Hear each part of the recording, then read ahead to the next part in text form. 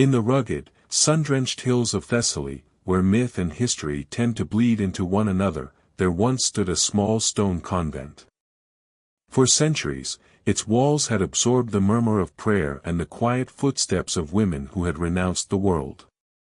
Inside its sanctuary, life was a tapestry of silence, ritual, and devotion. The world outside, with its clashing empires and shifting borders, was just a distant echo, a storm that had never quite broken upon their sacred shores. But in the late 14th century, the storm arrived. It didn't come with a sudden crash of thunder, but with a slow, creeping shadow on the horizon. First, a smudge of dust, then the glint of steel, and finally, the crimson banners bearing the crescent of the Ottoman Sultan. The echoes of the world had become a roar, and it was right at their gate. For the 22 Christian nuns of this forgotten convent, this wasn't just an invasion. It was the end of their world. And it was the beginning of a silent, spiritual war, one that history would try, and fail, to completely erase. This is a historically inspired story. It's a legend, pieced together from the whispers and fragments left behind when the great chronicles of men fall silent. While no official record confirms the fate of this specific convent, its story speaks to the very real ordeal faced by countless monastic communities that stood in the path of conquest. It's a testament to a kind of resistance that leaves no physical ruins, only an indelible mark on the soul. Before we step into this forgotten chapter, if you're interested in the stories that lie in the shadows of the past, consider subscribing. Your support helps us keep unearthing these echoes of history. To understand the convent's fate, we have to understand the world that was burning around it. By the late 1300s, the Byzantine Empire, once the luminous heart of Eastern Christendom, was a ghost. It was a flickering candle in a hurricane, its lands carved up and its authority shrinking to little more than the great city of Constantinople and a few scattered territories. The thousand-year Roman legacy was bleeding out, and a new, formidable power was rising from the east, the Ottoman Sultanate. Led by ambitious rulers like Bayezid I, known as the Thunderbolt, the Ottomans were more than just a conquering army, they felt like a force of destiny. By the 1390s, their advance into Greece was relentless, and Thessaly, a land of fertile plains and strategic mountain passes, was directly in their path. For many Christian peasants who had suffered under the old feudal lords, the arrival of the Ottomans was, paradoxically, sometimes a relief. The new rulers often brought a more predictable tax system and a measure of stability. But for the monastic communities, the keepers of Christian faith and identity, the Ottoman expansion was a far more complicated threat. These monasteries weren't just places of prayer, they were symbols of a rival civilization. While some communities managed to negotiate their survival by paying tribute for a fragile peace, others, like the small convent in the hills of Thessaly, would face the full force of the storm. The siege wasn't long. The convent's stone walls, built to keep the world out, were no match for the disciplined fury of an invading army. The ancient wooden gate, consecrated with prayer, splintered into 1,000 pieces. The sounds that had defined their existence, the gentle chime of the Samantran calling them to prayer, the harmony of hymns, were drowned out by the shouts of soldiers. As the perimeter was breached, the abbess gathered her 21 sisters in the chapel. There was no talk of escape, no hope of rescue. There was only a final, desperate act of preservation. She told them to pry up the flagstones beneath the altar, where they wrapped their most sacred relics in altar cloths and buried them in the cold earth. Then, she looked at her spiritual daughters, their faces pale with terror. Her voice, though strained, didn't break. She told them that the enemy could take their home, their freedom, even their lives. But there was one sanctuary they could never breach. They can destroy this convent, she whispered, but they cannot destroy the cloister of your heart. Your vow of faith isn't in these walls, it is inside you. Hold it there. Let it be your silence, your strength, your final refuge. They cannot take what they cannot see. Moments later, the chapel doors burst open. The soldiers found a silent, unmoving line of women in simple robes. The torchlight glinted off the frescoes above them, illuminating scenes from a life that was, in that instant, over. The nuns were dragged from their sanctuary. The air grew thick with the smoke of their burning library and the metallic scent of blood. The convent was now a tomb, and its survivors were the property of the Sultan. From the smoldering ruins of their home, the 22 women began a forced march. They were now part of the spoils of war, living trophies meant to signify the total victory of the new order. Villagers watched from the roadside. Some looked on with pity, others with fear, and some with the chilling indifference of those who had learned that survival often means looking away. The abbess, despite her age, walked at the front, her gaze fixed on a point beyond the horizon. She and her sisters maintained their vow of silence, not the serene silence of the convent, but a new, defiant silence. It was a refusal to plead, a refusal to lament, a refusal to give their captors the satisfaction of their despair. After days of marching, they were loaded onto a ship, bound for the heart of the empire. At this time, the Ottoman capital wasn't Constantinople, but the city of Edirne. It's here that the legend offers a chilling detail. The story claims a Venetian merchant's ledger, now lost to time, contained a grim entry among its list of cargo, 22 heads, female religious captives, from the Thessalian interior. While no such document can be verified, its persistence in folklore speaks to a harsh truth: these women were no longer seen as people, but as objects, counted and catalogued for the imperial machine. The sea voyage was another ordeal. Confined in the dark, stifling hold, the nuns clung to their internal cloister. They couldn't kneel, so they prayed standing.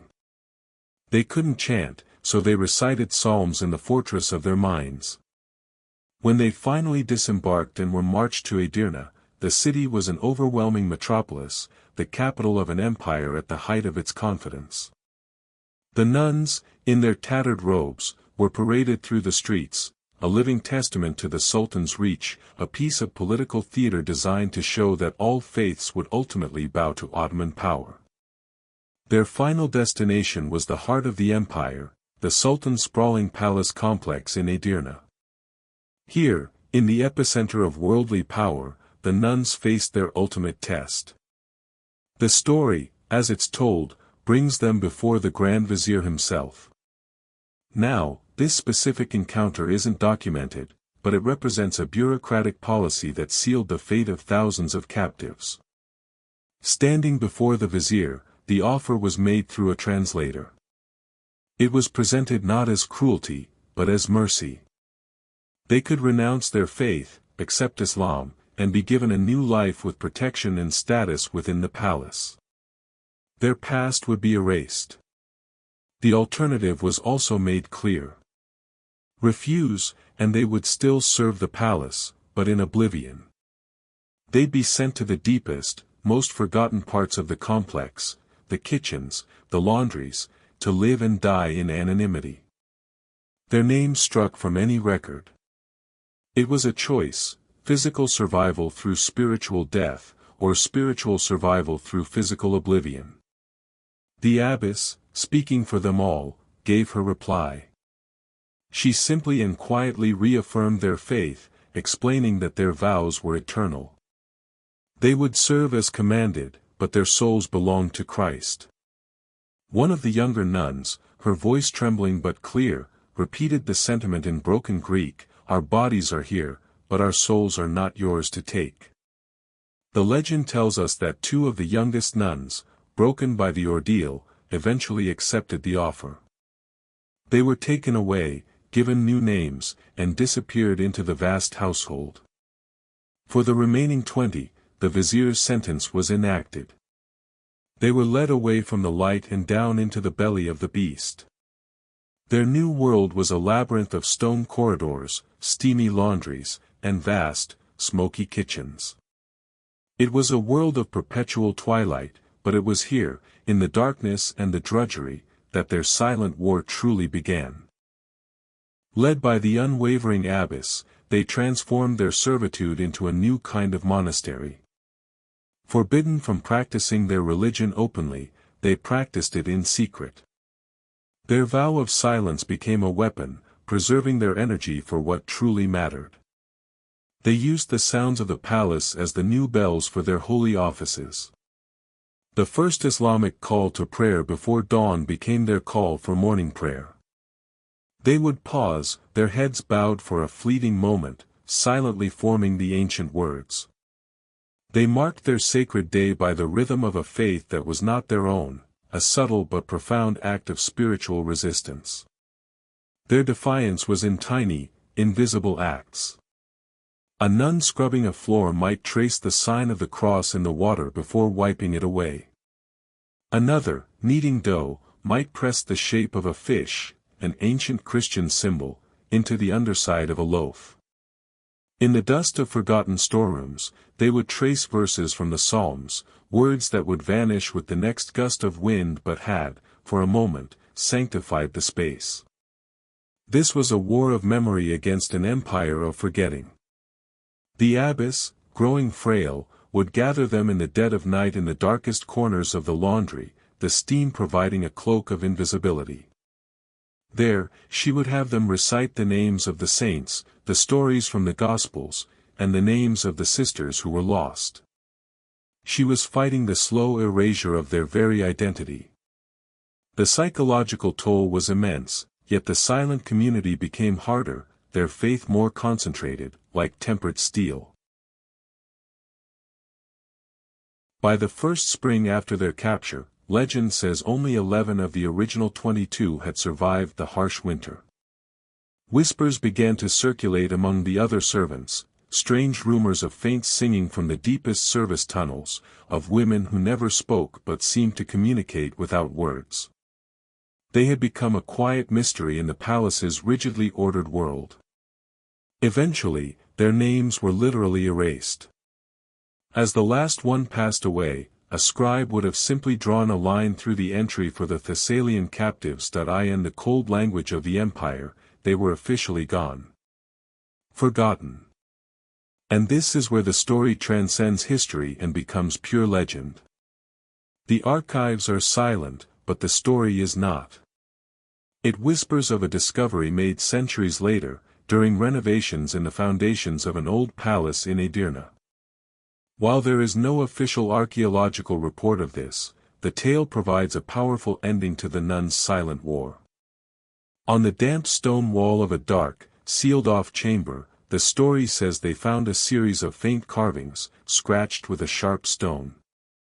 There were several small, simple crosses. And beneath them, carved in rough, uneven Latin, were 3 words.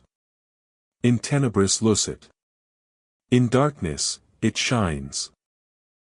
These 3 words are the ultimate victory statement of their silent war.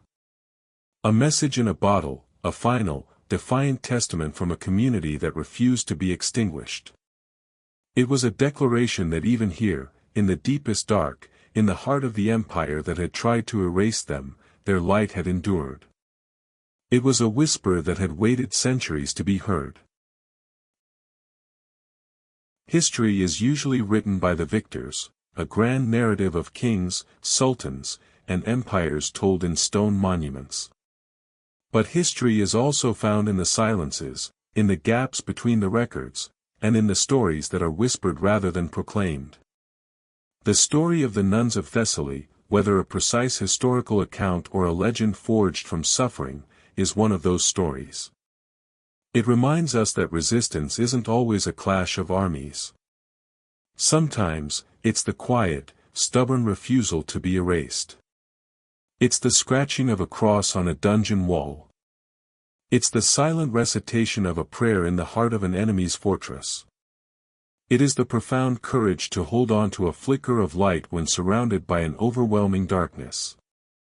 Their names are gone, their convent is dust, and their bones are lost to time. But their story, a testament to spiritual resilience against unimaginable power, endures. It asks us to listen for the echoes of those who fought their wars in silence, leaving behind not a record of their defeat, but a timeless declaration that even in the deepest darkness, a light can shine.